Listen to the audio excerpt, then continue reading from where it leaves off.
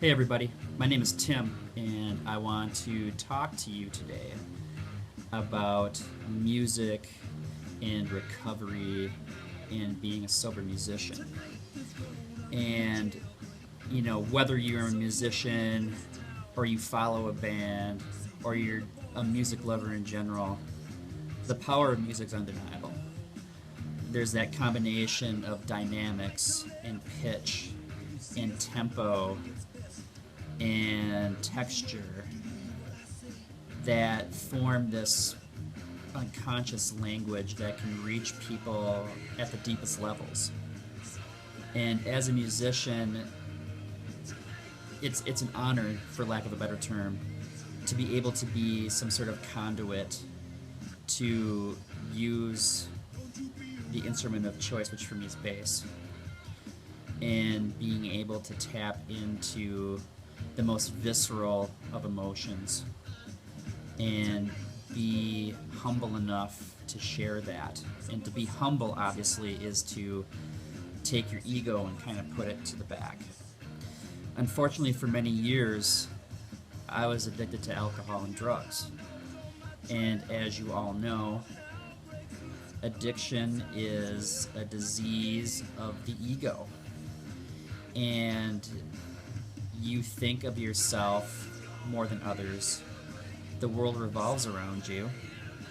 And for me, I was falling into the trap that countless other musicians fell into, thinking that, if I take drugs and alcohol, I become more creative and I'm cool and I'm just following the footsteps of my heroes. And what I found was alcohol and drugs put the blinders on, and I believed what I wanted to believe and didn't see the debris that was scattered in front of me. My bandmates didn't like me. I sucked live. I was losing my job. I was 3 months behind on my rent. My checking account had negative $500 into it. My car didn't work. I didn't eat. I didn't sleep. I weighed about 210 pounds. My skin was yellow. So basically, I was heading toward that cliff, and it would take just pretty much a little gust of wind, and I'd go to free fall. Back in 2003, I decided to go into treatment.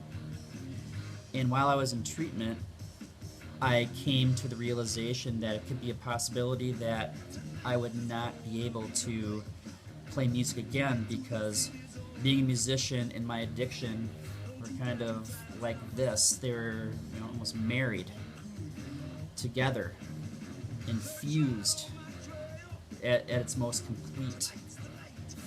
And I was afraid. I mean, not only the fact that I'm afraid that I would lose my family and my friends and my sanity. The one thing that made me happy, that made my soul sing, that gave me salvation and shelter, that I was going to have to give that up because I was an alcoholic. And I came to the realization after maybe a week or two is that those thoughts were actually my addiction kind of laughing at me, saying that I got you and I could take everything away from you. It was at that moment I realized that I was going to tell my addiction, fuck you. I want to play music again. It means more to me. Well, I shouldn't say that, because my family means more than me, and my friends mean more than me.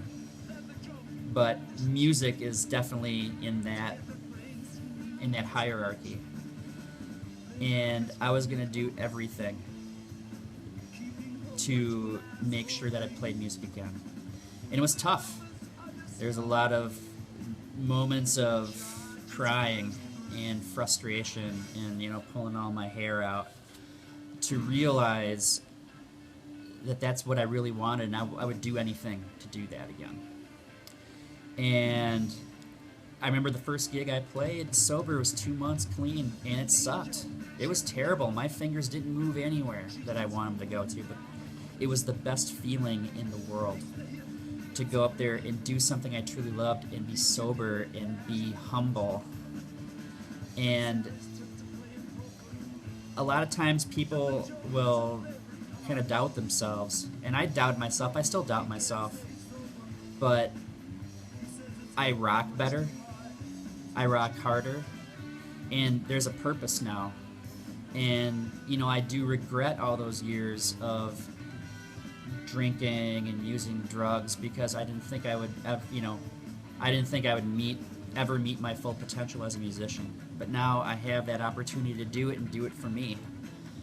And I know that there are probably people watching this right now that might be musicians that might be struggling with drug and alcohol abuse. Or maybe you're not, you're just watching this and you're seeing this guy ramble on and on. But basically, if you're struggling, you have two choices. You can either follow the path of addiction and have it slowly destroy everything that you hold dear in your life, including your soul. Or you can face it, you can face your pain, and embrace recovery, the good, the bad, and the ugly. And sometimes it's a bitter pill, no pun intended, to swallow. But you come out the other side, and things do get better.